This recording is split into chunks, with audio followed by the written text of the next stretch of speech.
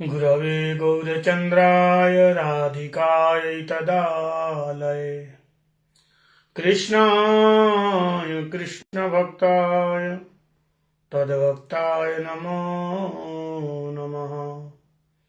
वाञ्छाकल्पतरुभ्यश्च कृपासिन्धुभ्येव च पतितानां पावनेभ्यो वैष्णवेभ्यो नमो नमः।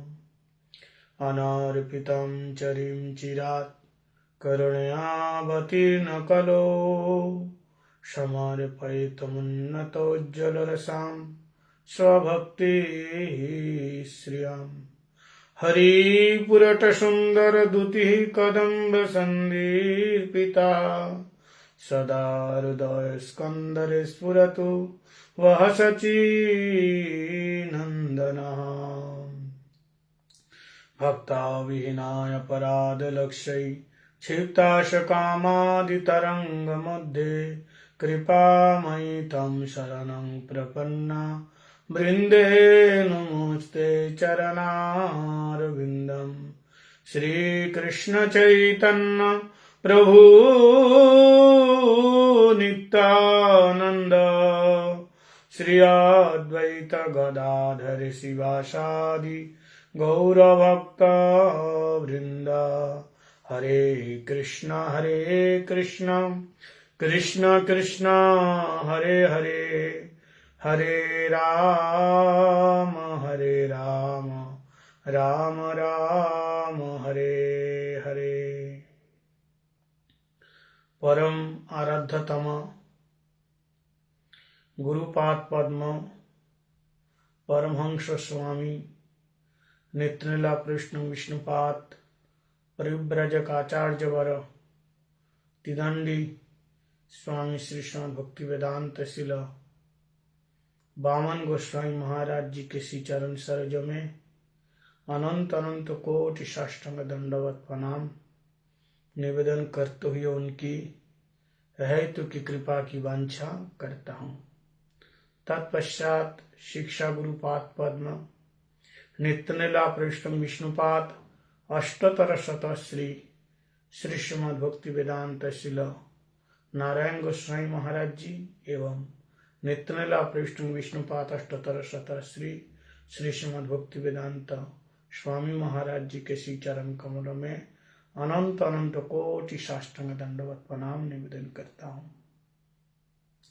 रूपानुग गुरुवर्ग सारस्वती दंडी पादगण एवं समुपस्थित सभी भागवत कथा पिपासु भक्तों के चरणों में अनंत अनंत कोटि साष्टांग दंडवत प्रणाम निवेदन करता हूँ।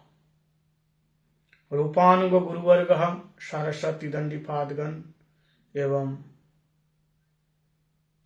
अनंत अनंत कोटि वैष्णव के श्री चरण कमलों में दंडवत प्रणाम निवेदन करता हूँ।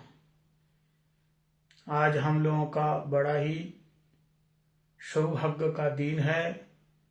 हम लोग पुनः साधु संग में हरि कथा, हरि कीर्तन, हरि चर्चा श्रवण करने का सत सौभाग्य का उदय हुआ है।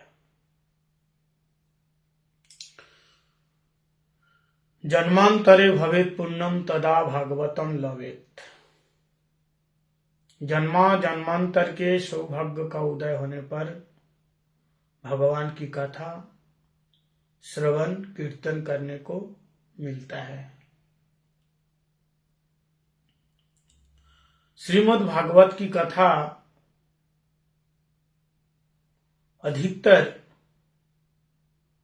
नैमिषारण्य की पावन भूमि पर हुई है। जितनी कथाएं हैं, चाहे वो पुराण की कथा हो, चाहे वो रामायण की कथा हो, राम जी की कथा हो, चाहे वो श्रीमद् भागवत की कथा हो, ये नैमिषारण्य के पावन भूमि पर ये कथाएं हुई हैं। शौनकादि ऋषियों ने सूत गोस्वामी से श्रवण किया चक्र तीर्थ में नैमिषारण्य के उस पावन भूमि पर 88,000 महात्मा शुद्ध गोस्वामी से श्रीमद् भागवत कथा का श्रवण किया और उन्हीं शुद्ध गोस्वामी के पिताजी लोमहर्ष सूत, जो उग्रश्रवा सूत के पिताजी लोमहर्ष सूत पुराण के वक्ता थे, वे भी पुराणों की कथा नैमिषारण्य के पावन भूमि पर श्रवण कराए ऋषि महात्माओं का। और वाल्मीकि रामायण में लिखा हुआ है, राम कथा का भी परिवेशन नैमिषारण्य की भूमि पर हुई है। भगवान श्री राम जी के पुत्र कुश और लव, इन दोनों ने राम कथा वाल्मीकि ऋषि के मुख से नैमिषारण्य के पावन भूमि पर श्रवण किया और इस नैमिषारण्य के भूमि पर जब राम जी अश्वमेध यज्ञ किया तो उसी समय लव कुश वहीं पर आकर के राम कथा का कीर्तन किया और वाल्मीकि जी के साथ सीता जी आई और उन्होंने अंत में धरती देवी से कहा, यदि मैं राम जी को छोड़ करके और किसी को अपने हृदय में नहीं बिठाई, राम ही मेरा सर्वस्व है, उनके बिना मैं और कुछ भी सोच नहीं सकती हूं। यदि राम जी से मेरा प्रेम है तो ये धरती मैया आप विदीर्ण हो जाए, फट जाए, मैं आपकी गोद में समा जाती हूं, आपकी गोद में बैठना चाहती हूं। जब उनको अग्नि परीक्षा के लिए राम जी ने कहा था, तब सीता जी ने धरती में प्रवेश होने के लिए धरती देवी से कहा और धरती देवी उसी समय उसी नैमिषारण्य की पावन भूमि पर हट गई और सीता देवी उसी ही धरती में समा गई। इसलिए उस जनपद का नाम है सीतापुर। सीतापुर जिला में ये नैमिषारण्य भूमि है, इसलिए नाम पड़ गया सीतापुर। सीता देवी वहीं समा गई थी। तो कहने का मतलब ये है, ये नैमिषारण्य जो पावन भूमि है, इतना इसका महत्व है। यहाँ प्रभु राम की कथा, ये वाल्मीकि रामायण में वर्णन है। प्रभु राम जी की कथा, पुराणों की कथा, ऋषि मुनि साधु संत वहां बैठ करके ये कथा सुनते थे। और नैमिषारण्य भूमि गोमती गंगा जी के तट पर विराजमान है। इस नैमिषारण्य भूमि पर उग्रश्रवा सूत, लोमहर्ष सूत के पुत्र उग्रश्रवा सूत श्रीमद् भागवत की कथा शौनकादि ऋषि को सुनाए। और इसी स्थान का नाम नैमिषारण्य क्यों पड़ा? कहते हैं इस स्थान में जो एक निमेष काल, एक क्षण बैठ करके सदगुरु चरण आश्रित होकर के भगवान की अमृतमय कथा श्रवण करते हैं, तो एक निमेष में ही भगवान के धाम चले जाएगा। शास्त्र में बताया, कथा का तो महत्व है, लेकिन स्थान विशेष कथा का महत्व होते हैं और वक्ता विशेष कथा का महत्व होता है। यदि आप महाभागवत से कथा सुन रहे हैं तो उसका फल और कुछ मिलेगा, मध्यम भागवत से सुन रहे हैं उसका फल और कुछ मिलेगा, कनिष्ठ भक्त से सुन रहे हैं तो उसका फल और कुछ मिलेगा। तो इसी प्रकार स्थान की महिमा है। आप कथा वृंदावन में सुनो, कहीं उसकी महिमा देखो कैसी, तो कहीं नवद्वीप धाम में सुनो, पूरी धाम में सुनो, हरिद्वार में सुनो, नैमिषारण्य में सुनो, सबका महत्व अलग अलग होते हैं। तो कथा तो वही है, लेकिन वक्ता विशेष, स्थान विशेष, कथा की महिमा बढ़ जाती है। तो उसी स्थान में कथा श्रवण करके शौनकादि ऋषि धन्य हो गए। तो एक निमेष अगर कोई कथा सुनते हैं विशेष स्थानों में विशेष वक्ता के मुख से, तो तुलया लवे नापीम न सर्गम न अपुनर्भवम भगवत भक्त सखी मुताशिष तात सर्ग अपवर्ग सुख धरिए तुला एक अंग सकल मिली, सब मिल करके जो सुख सत्संग में है, तुलना ताई जो सुख सत्संग, जो सुख, जो शांति, जो आनंद साधु संग में है, स्वर्ग के सुख में नहीं है, ब्रह्मलोक के सुख में नहीं है, यहां तक मोक्ष मतलब अपवर्ग मुक्ति में भी वो सुख नहीं है, भगवान की कथा में जो सुख है। इसलिए उसका नाम है नैमिषारण्य। वह निमेषेना बलम हत इति नैमिषारण्य। एक निमेष में भगवान ने एक बल नाम का दैत्य का वध किया, इसलिए नाम नैमिषारण्य।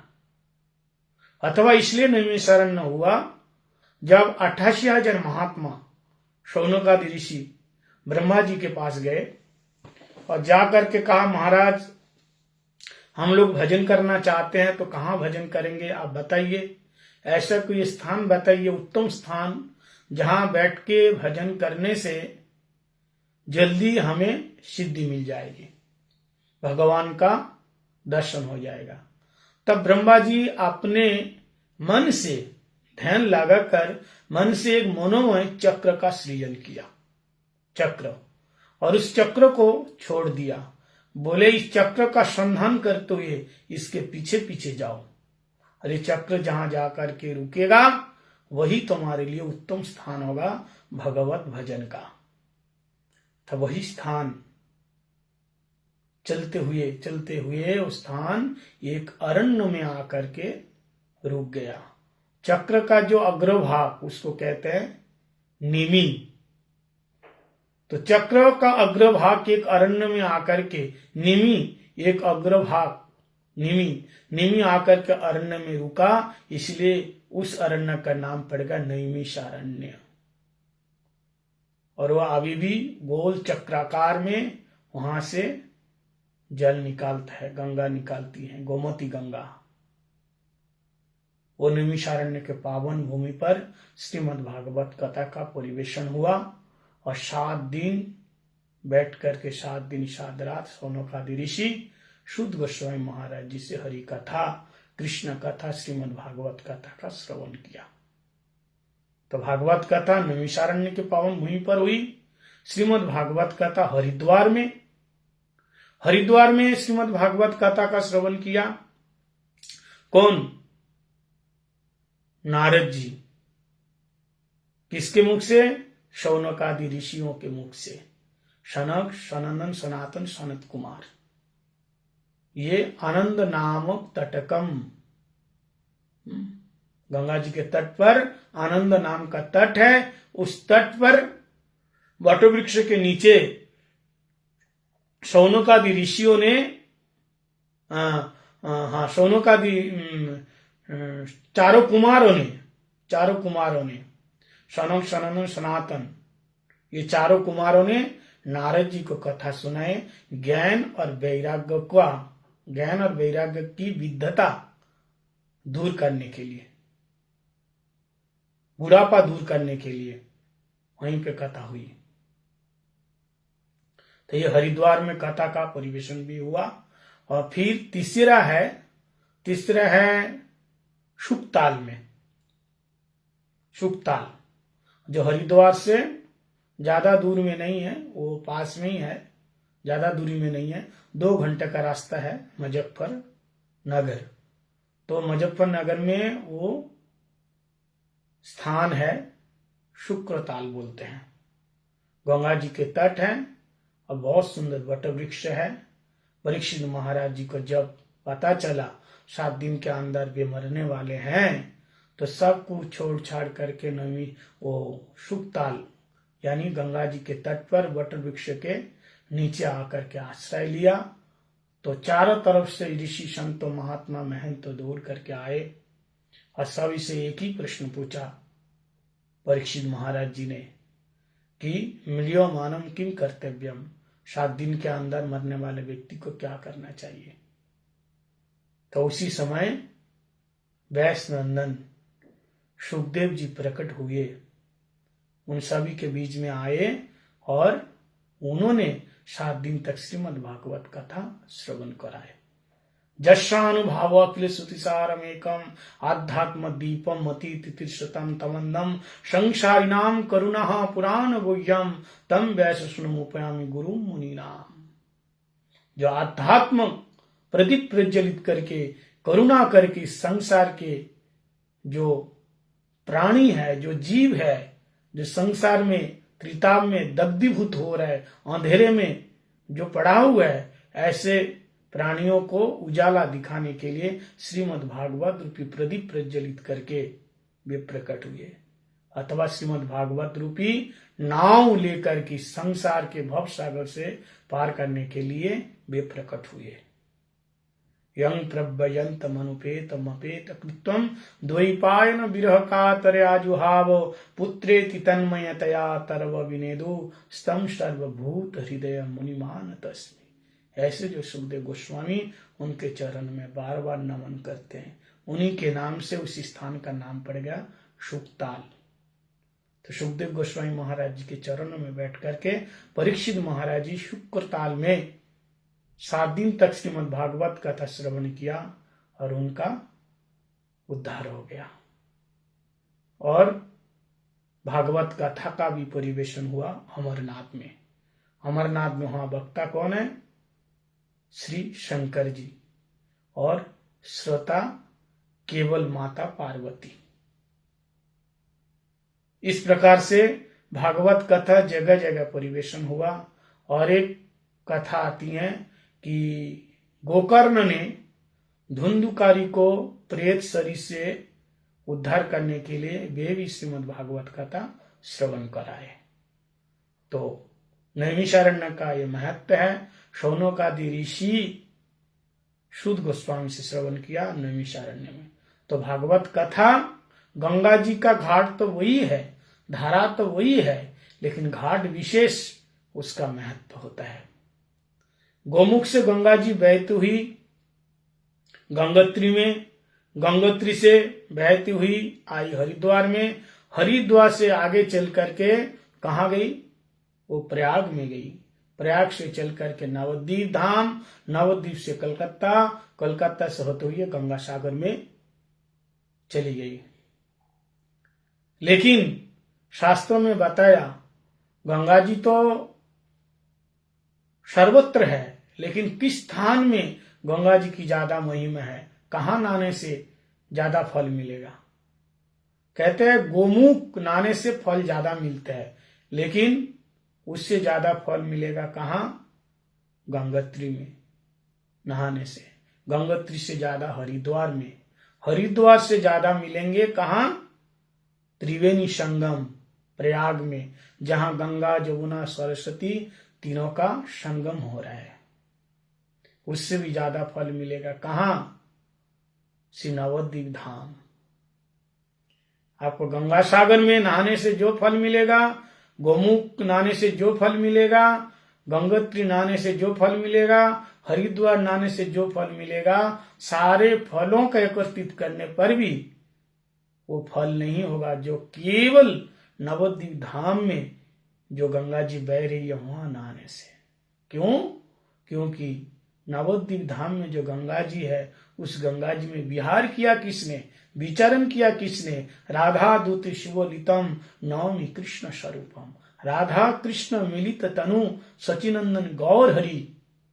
वे नवद्वीप धाम में गंगा जी के तट पर विचरण किया और उसी जल में क्रीड़ा किया। इसलिए नवद्वीप की जो गंगा जी है, इनकी महिमा ज्यादा है। क्यों? क्योंकि स्वयं भगवान उसी गंगा जी में अवगाहन किया, स्नान किया, दर्शन किया, आचमन किया, स्पर्श किया, उस गंगा जी की महिमा वर्णन किया, स्तुति किया। इसलिए गंगा तो एक ही है, लेकिन स्थान विशेष का महत्व होता है। ऐसे ही श्रीमद् भागवत कथा तो कथा ही है। भागवत वो भागीरथी गंगा है, ये भागवती गंगा है। गंगा तो बह रही है, लेकिन सब लोग हर की पैड़ी में जाकर के गोता लगाते हैं। क्यों? वहां विशेष महत्व है। वहां बड़े बड़े देवता लोग आके स्नान किया, ब्रह्मा जी आके स्नान किया, इसीलिए उस स्थान का महत्व ज्यादा है। ऐसे ही कथा का महत्व तो है ही है, लेकिन जब महाभागवत कथा सुनाते हैं तो उसकी महिमा और कुछ हो जाते हैं उनके मुख से कथा सुनने से।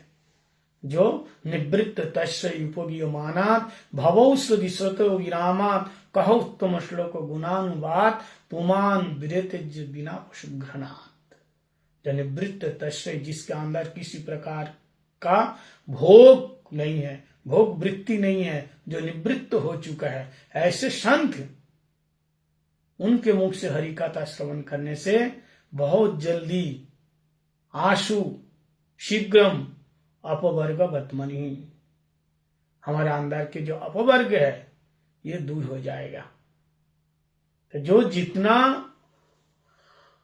श्रेष्ठ वैष्णव का संग करेगा, उसके अंदर का जो भोग वृत्ति, अंदर की भोग वृत्ति जल्दी समाप्त होगा। इसलिए साधु संग शास्त्र में बताया, लेकिन साधु कैसे होना चाहिए? भगवान का परम भक्त होना चाहिए। हम लोग जोगी को, कर्मी को और ज्ञानी को सबको साधु बोलते हैं, पंडित को भी, ये भी साधु। लेकिन साधु कौन है? सबको तो हम लोग साधु ही बोल देते हैं, लेकिन साधु कौन है? जो वैष्णव है, यही साधु है।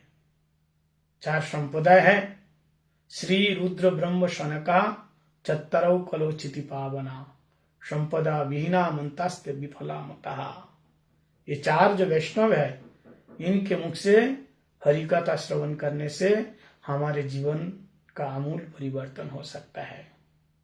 और कलियुग में विशेष करके महाप्रभु की धारा में जो संत लोग आए, हमारे 6 गोस्वामी आए, जय रूप सनातन भट्ट रघुनाथ, श्रीजीव गोपाल भट्ट दास रघुनाथ, हे 6 गोसाई करी चरण वंदन, जाओ हित विघ्ननाश अविष्ट पूरन। 7म गोस्वामी शिल सच्चिदानंद भक्ति विनोद ठाकुर,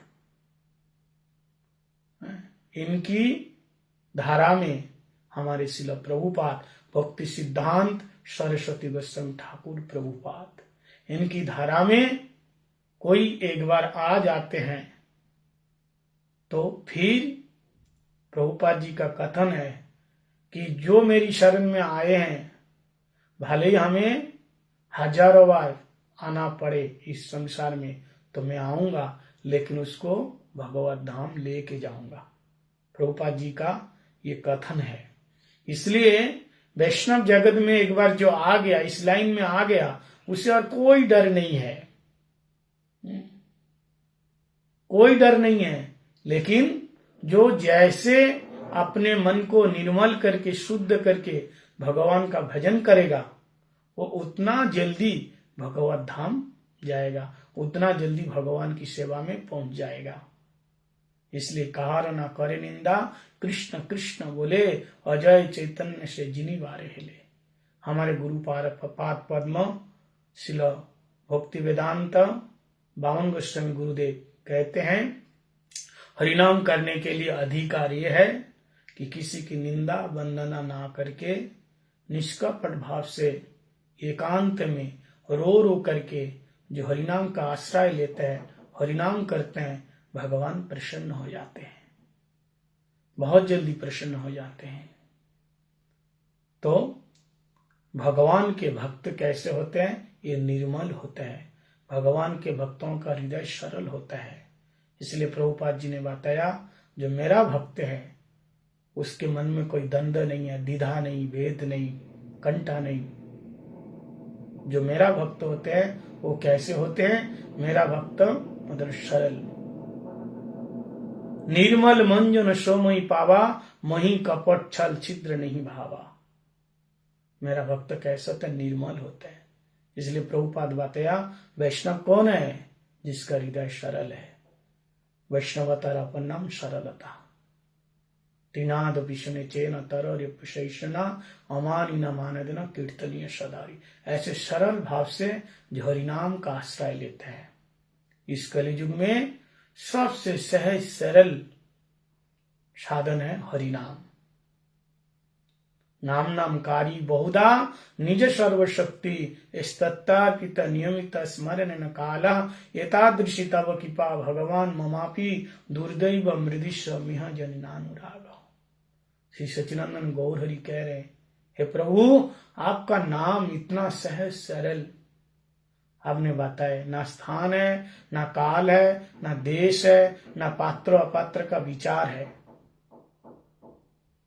कैसे भी आपका नाम अगर कोई लेता है, चाहे वो नहे चाहे ना नहे, खाते पीते बैठते सोते, की शयने की भजने किवा जागरणे अहर्निशि चिंत कृष्ण बल अवतने। प्रभु कहे कैलाम यही महामंत्र यह गया जप सब हैया निर्बंध यह हईते सर्व सिद्धि हई वे सवार सर्वक्षण बल विधि नहीं यार, कोई विधि नहीं है। इतना सहज सरल साधन गौर हरि ने दिया, फिर भी हम लोग यदि हमारे को उसमें प्रीति ना हो तो कितनी बड़ी दुर्दैव है, दुर्दशा है। इसलिए हरिनाम सर्वश्रेष्ठ है। कलियुग में हरे नाम हरे नाम व केवलम कलो नास्ते व गति रन्नता। कलियुग केवल नाम आधार, नाम के बिना संसार में और कोई दूसरा उपाय नहीं है। लेकिन वो कौन सा नाम? हरे कृष्ण महामंत्र। हरे कृष्ण कृष्ण कृष्ण हरे हरे, हरे राम राम राम हरे हरे। ये मंत्र का आप हमेशा जाप करो। इस मंत्र के द्वारा ही कलियुग में भगवान को हम प्राप्त कर पाएंगे। इसलिए कलियुग में क्या है? जो सुमेधस नाम संकीर्तन यज्ञ प्राय ही सुमेश। नाम संकीर्तन के द्वारा इस कलियुग में भगवत प्राप्त कर सकते हैं। संकीर्तन यज्ञ है। संकीर्तन यज्ञ कैसे होता है? हम लोग यज्ञ करते हैं, यज्ञ में क्या चाहिए? एक यज्ञ कुंड चाहिए और एक घी चाहिए और घी को डालने के लिए चम्मच चाहिए। तो ऐसे ही हमारा जो कान है ये यज्ञ कुंड है और जीवा क्या है? जीवा है ये चम्मच और भगवान का नाम है घी। तो अपनी जीवा रूपी चम्मच से भगवान का नाम रूपी घी अपने कान रूपी कुंड में डालो। डालने से क्या होगा? अंदर जाकर के भक्ति रूपी अग्नि प्रज्वलित होंगे और फिर उस अग्नि प्रज्वलित होने पर भी जब भगवान का नाम लेकर के सोहा करेंगे, जब भक्ति रूप अग्नि प्रज्वलित होंगे तब स्वयं भगवान प्रकट हो जाएंगे। तो संकीर्तन प्राय यज्ञ ही सुमेधस। कलियुग में हरिनाम संकीर्तन के द्वारा ही यज्ञ होता है। इसलिए कलियुग में और कोई दूसरा साधन करने की ज्यादा आवश्यकता नहीं है। कलौ के सब कीर्तन, खाते पीते बैठते महाप्रभु कहते हैं मेरा जो नाम है भगवत नाम है इसको ग्रहण करो। लेकिन इतना नाम सहज सरल साधन उपाय होने के बाद भी हम लोग नहीं ले पा रहे। इसलिए तो मैं कहता हूं बार बार, इस कलियुग के मनुष्य के लिए भागवतम में बताया मंद सुमंद मतय मंद्र भाग्य धूपज्युत। कलियुग के प्राणी केवल मंद नहीं है, ये सुमंद मतय, अल्प आयु अल्प मेधा और आलसी, ये सब होने के कारण भगवान का नाम नहीं ले पाते हैं। केवल भोग और भोग, इंद्रियों में भोग चाहिए। एक बात ध्यान से सुनिएगा कि इंद्रियों को कितने भी हम खिला दें, कितने भी भोग दे दे, फिर भी हमारी इंद्रियां शांत नहीं होने वाली है। आशा ही परमम दुखम नैराश्य परमम सुखम। हमारे गोस्वामी पाद कहते हैं कि हरि बोले दाऊ भाई आशार मुखे छाई रे, हरि बिना अन्न गतियार नहीं रे। अब हरि हरि बोलो, नाम का आश्रय करो, कोई चिंता नहीं है। ये भव सागर हवे वाली चर हटिया हुई विपार। संसार सागर सूख जाएगा और आप पैदल चले जाएंगे। संसार को क्या बताया? संसार को सागर बताया। तो कलियुग के प्राणी बड़े आलसी होते हैं, साधनहीन होते हैं। भगवान से कहा प्रभु ये सागर तो पार करना हमारे लिए बहुत मुश्किल काम है, बड़ा दुष्कर काम है, इसलिए सागर को आप छोटा बना दीजिए। तो ठीक है, सागर को सरिता बना दिया। सरिता मतलब नदी। सागर तो बहुत बड़ा होता है और नदी उससे छोटी होती है, तो सागर को सरिता बना दिया। बोले आप तो पार हो जाओगे। बोले नहीं प्रभु, नदी में भी आदमी पार करने में उसको बहुत डर लगता है, हम लोग नदी भी नहीं पार कर पाएंगे, सरिता भी नहीं पार कर पाएंगे, उसमें भंवरे पड़ती हैं और उसमें हम डूब गया तो भगवान फिर उस सरिता को सरोवर बना दिया।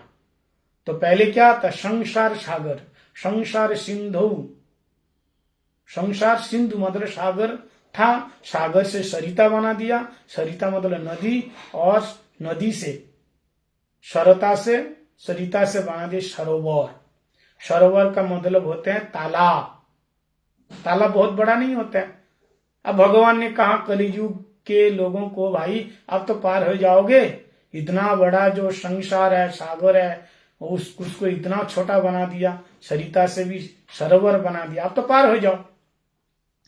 बोले नहीं नहीं, ये तालाब में भी लोग डूब के मर जाते हैं, तालाब में भी तो पानी होते हैं, जिसको तैरना नहीं आता है वो भी तालाब में डूब जाते हैं, इसलिए इससे और भी छोटा बनाओ। भगवान ने कहा सागर से सरिता बनाया, सरिता से सरोवर बनाया, इससे भी छोटा क्या है? अच्छा, कुआं बना दिया, गृह अंधकूपम। इसलिए संसार को अंधकूप बताया, गृह अंधकूपम। अंधकूप में पानी नहीं होता है, कुआं बना दिया, अब तो इसको पार हो जाओगे। बोले नहीं, कुआं तो और ज्यादा खतरनाक है, इसमें एक बार आदमी गिर जाए तो फिर किसी को आवाज नहीं लगा सकता, कोई नहीं आएगा, इसलिए कुआं से भी छोटा बनाओ। तब भगवान ने कुआं से भी छोटा के बोले अब तुम पार हो जाओगे, इससे भी और छोटा बनाऊंगा। क्या बनाया? गोष्पद न्याय। गोष्पद न्याय मतलब गाय का जो बछड़ा होते हैं या गाय, उसके पैर, जो पैर होता है, जो खूर है, उसका एक गड्ढा के बराबर, गाय के पैर के गड्ढा, जो खूर के गड्ढे होते हैं, वो तो बहुत छोटा होते हैं, वो तो आपको लांघना भी नहीं पड़ेगा, वो तो पार हो जाओगे। भगवान ने कहा सागर से सरिता बनाया, सरिता से सरोवर बनाया, सरोवर से क्या बनाया? सरोवर से कुआं बनाया, कुआं से गोष्पद बनाया, आप पार हो जाओ।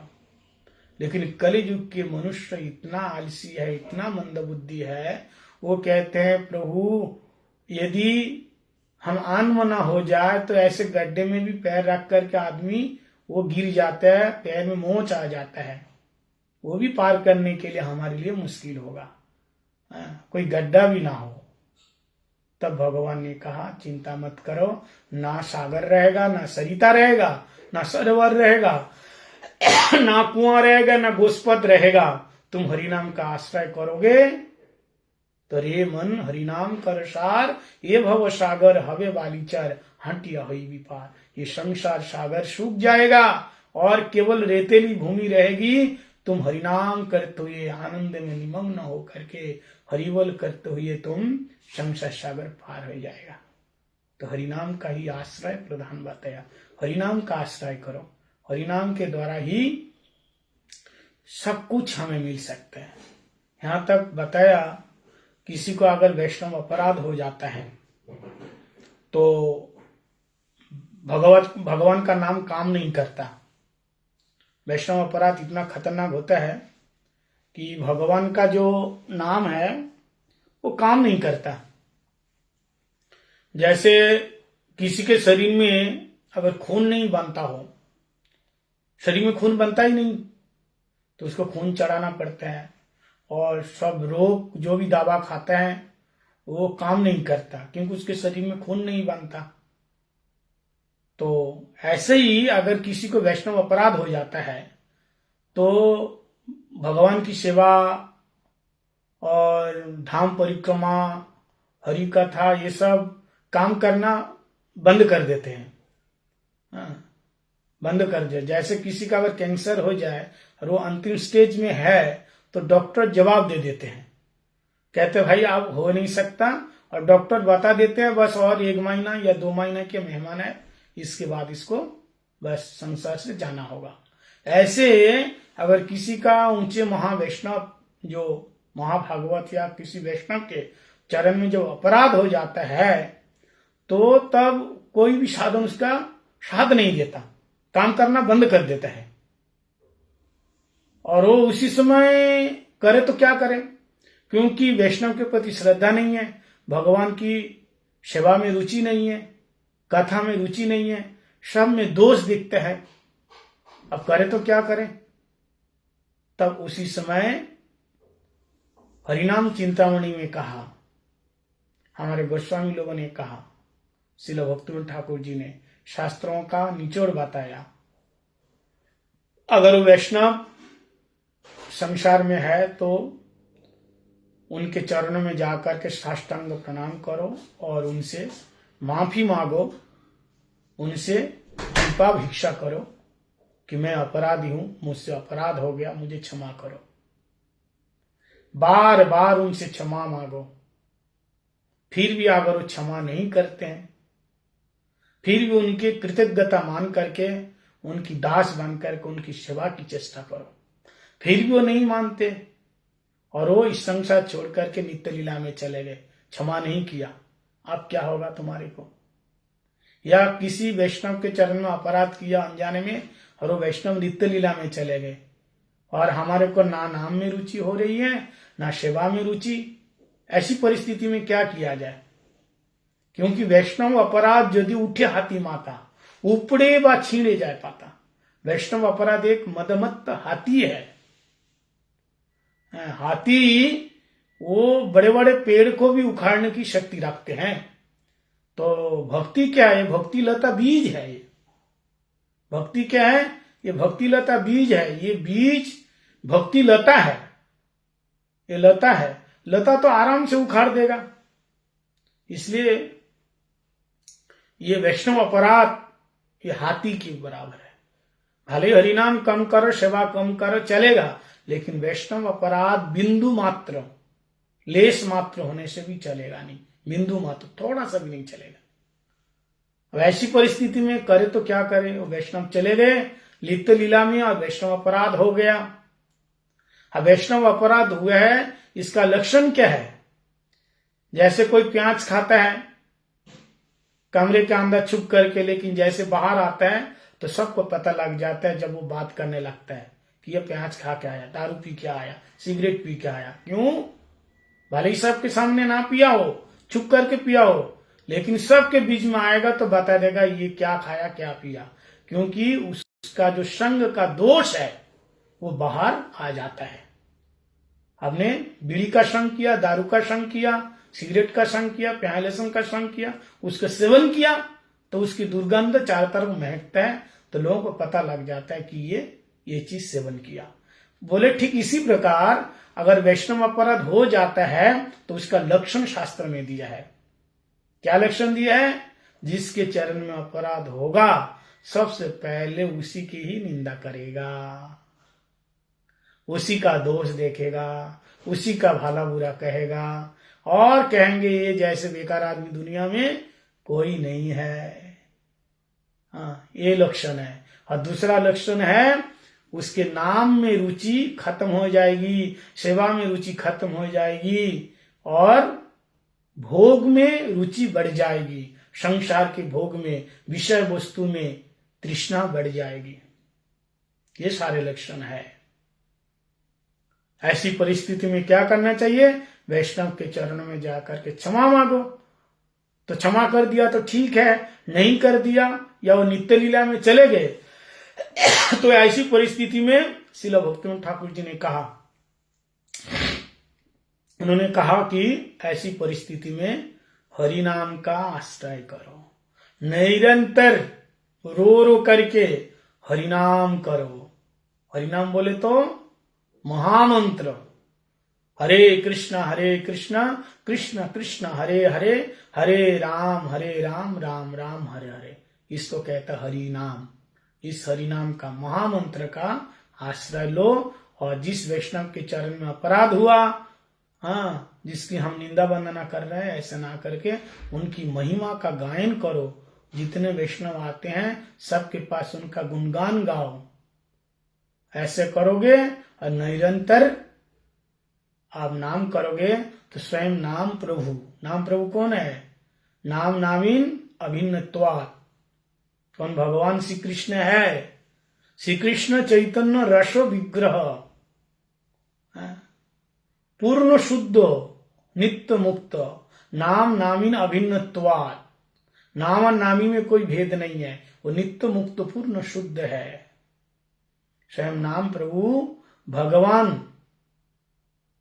तुमको तो क्षमा नहीं मांगा, क्षमा तो किया ही नहीं, तब नाम प्रभु स्वयं जाकर कुछ वैष्णव के पास जाकर के क्षमा मांगेंगे तुम्हारे बदले में, कि वो बड़ा दीनहीन है, प्रभु आप उनको क्षमा कर दीजिए, वो बड़े दुखी है, आप उनको क्षमा कर दीजिए। वैष्णव के पास जाकर के भगवान स्वयं जाकर के उस व्यक्ति के बदले में भगवान स्वयं जाकर के क्षमा मांगते हैं कि वो नाम का आश्रय लिया मेरा, इसलिए आप उनको कृपा कीजिए। वैष्णवेर आवेदने कृष्ण दयामय यहन प्रामरपति होइबेन सदैव। वैष्णव गुरुदेव जब देखते हैं कि ये वैष्णव अपराध किया है तो गुरुदेव भगवान को बोलते हैं, और भगवान जाकर कुछ वैष्णव से निवेदन करते हैं, क्योंकि प्रभु परम दयालु है, कृपालु है, ये किसी का दोष नहीं देखते। और तब वो वैष्णव खुश हो जाएगा। भगवान स्वयं आए तो कौन माना करेगा? कोई करेगा नहीं। तो तब उसके जो अपराध है खंडन होता है, दूर होता है, क्योंकि भगवान का एक नाम है अदोषो दरीशो प्रभु। जो दोष में भी गुण देखते हैं वो भगवान है। ऐसे हमारे गुरुदेव जो दोष में भी गुण देखते हैं, हमारे गुरुदेव, हमारे वैष्णव लोग दोष में भी गुण देखते हैं, इसलिए उनका नाम अदोष दरीश प्रभु। किसी के अंदर दोष होने पर भी फिर भी उसके अंदर का दोष को छोड़ करके गुण देखते हैं। जैसे भगवान, पुतना आई थी भगवान को मारने के लिए, लेकिन भगवान ने उसको परम गति दे दिया। अहो वक्यम स्तन कालकूटम जिघांक्षयाप्य स्वादवी लेवे गतिम धातृच्युतम ततन्नम कम वा दयालुम शरणम व्रजे महा। ऐसे परम दयालु कृपालु परमात्मा परमेश्वर भगवान कृष्ण पुतना को परम गति दे दिया। ऐसे भगवान को छोड़ करके हम किसकी शरण में जाएंगे? ऐसे दयालु को छोड़ करके, ऐसे कृपालु को छोड़ करके। अगर भगवान को छोड़ दिया, ऐसे वैष्णव को छोड़ दिया, तो फिर कहीं भी हमारा आश्रय नहीं है, कहीं भी स्थान नहीं है। इसलिए भक्तवंत ठाकुर ने कहा भगवान और भगवान के भक्त का आश्रय कैसा है, उनका आश्रय कैसे है बताए। अशोको अभय अमृत आधार तुम्हारो चरणो दय ताहाते कौन विश्राम लैया छाड़िनु भवेर भय। जिनके चरणों में जाने से हमारा शोक दूर हो जाएगा, भय दूर हो जाएगा, अंधेरा दूर हो जाएगा, मोह दूर हो जाएगा, क्लेश दूर हो जाएगा, ताप दूर हो जाएगा, संताप दूर हो जाएगा, लोभ दूर हो जाएगा, यहाँ तक कि हमारे जो जन्म जन्म के जो चक्कर ये दूर हो जाएगा, मृत्यु भी दूर हो जाएगी, बार बार जन्म लेना और मरना ये भी समाप्त हो जाएंगे। आगमा पाइना नित्यम शाश्वतम, बार बार जन्म ले रहे, बार बार मर रहे, ये चक्कर खत्म हो जाएगा। अमृत, इसलिए अमृत बताया, न मृत इति अमृत, वो मरेगा नहीं। भगवान ऐसे रस उसको पिलाएगा, उसकी कभी मृत्यु नहीं होगी। तो ऐसे जो वैष्णव है उनकी सेवा करो। हाँ, हम लोगों से कोई अपराध ना होए। वैष्णव अपराध बहुत प्रकार के है। वैष्णव अपराध, सेवा अपराध, धाम अपराध, नाम अपराध। कोई भी चीज आप करो उसमें विधि और निषेध होते हैं। तो ऐसे वैष्णव अपराध भी होता है। वैष्णव सेवा करने से, वैष्णव के पास रहने से, नाम जाप करने से नाम अपराध है 10 प्रकार, धाम अपराध है 10 प्रकार, सेवा अपराध है 32 प्रकार। ये सब जान करके हमें भजन करना होगा। जैसे आप गाड़ी चला रहे हो, रोड में, सड़क में गए, कार लेकर गए, तो आपको सारा रूल्स पता होना चाहिए, कैसे किधर से गाड़ी चलनी चाहिए, नहीं तो हम टक्कर मार देंगे। इसलिए गाड़ी चलाने से पहले, रोड में गाड़ी चलाने से पहले ड्राइविंग लाइसेंस उसको मिलना चाहिए। वहां परीक्षा होगी, आप पास हो गए तो आपको गाड़ी चलाने का लाइसेंस देंगे। वो लाइसेंस आपके पास होता है। इसलिए बीच बीच में रास्ते में पुलिस वाले पूछते हैं, लाइसेंस है दिखाओ, कुछ हो गया तो दिखाना पड़ता है। ऐसे आप भगवान का भजन कर रहे हैं तो इसमें नाम अपराध, धाम अपराध, सेवा अपराध हो ना जाए, इसका अधिकार है कि नहीं? ये अपराध युक्त नाम हो रहा है कि नहीं? अपराध युक्त सेवा हो रही क्या? तो ये नीर अपराध नाम लोइले पाए प्रेम धन। अपराध युक्त नाम लेने से कुछ नहीं होगा। कोटि जन्म करे यदि श्रवण कीर्तन तथापि ना पाए कृष्ण पदे प्रेम धन। अरे एक नामे जत पाप हरे पातक साध्य नहीं तत पाप करे। नीर अपराध मुक्त होकर के यदि हम लोग नाम लेते हैं, भगवान की शरण में रह करके वैष्णव की सेवा करते हैं, तो कृष्ण प्रेम मिलेंगे। प्रभुपाद जी के एक शिष्य कह रहे हैं कि हम मंदिर में आए, मठ में आए, अथवा गुरु जी से दीक्षा लिया, किसके लिए? बोले भगवान की सेवा के लिए। बोले नहीं, हम घर बार छोड़ करके मठ में आए वैष्णव की, गुरुदेव की सेवा के लिए। दीक्षा मंत्र लिए, हरिनाम लिया, किसकी सेवा के लिए? पहले गुरुदेव की, वैष्णव की सेवा के लिए, पहले भगवान की नहीं। भगवान की सेवा कौन बताएंगे? गुरुदेव बताएंगे कृपा करके। हम लोग क्या करते हैं, हम पहले भगवान की सेवा करने जाता है, भगवान लेते नहीं हो सेवा, संबंध ज्ञान है ही नहीं। तो पहले भगवान से नहीं, गुरुदेव के साथ संबंध ज्ञान होगा। वैष्णव लोगों से संबंध, फिर अभिदेव फिर प्रयोजन। संबंध गुरुदेव से, अभिदेव भक्ति से, और प्रयोजनम कृष्ण से, कृष्ण प्रेम। तो पहले हमारा संबंध ही नहीं हुआ गुरुदेव से, हमें मतलब ही नहीं है गुरुदेव कहाँ है, कैसा है, किस दिशा में है। ना गुरु जी की हम कोई खोज रखते हैं, ना कोई मतलब रखते हैं। अपने खाने पीने, सोने, परिवार लेकर के मस्त है, व्यस्त है। ऐसे व्यक्ति कभी भी भगवान का भजन नहीं कर सकते हैं। जैसे तुम्हारा लड़का कोई बाहर गया हो, हाँ, विदेश या कहीं चले गए, तो दिन रात आप उनके बारे में सोचते हैं, पल पल खबर रखते, कहाँ है, कैसे है, क्या खाया, क्या पिया, खबर रखते हो कि नहीं रखते हो? बोले ऐसे ही भगवान का क्या भोग लागा, कैसा लागा, भगवान जी को उठाया कि नहीं, खिलाया कि नहीं।